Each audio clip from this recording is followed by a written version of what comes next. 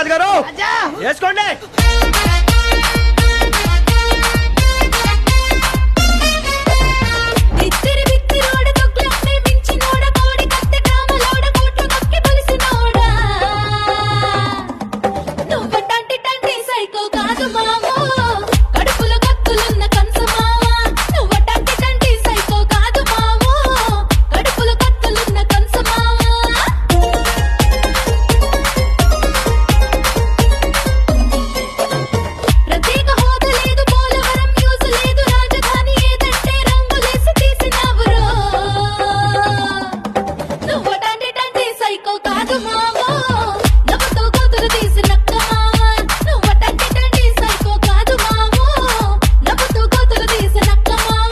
పూర్తిగా మద్యాన్ని నిషేధిస్తాం. సిపిఎస్ ను రద్దు చేస్తాం. 2,30,30,000 ఉద్యోగాలు రిలీజ్ చేస్తాను అని చెప్పి మీ అందరికీ కూడా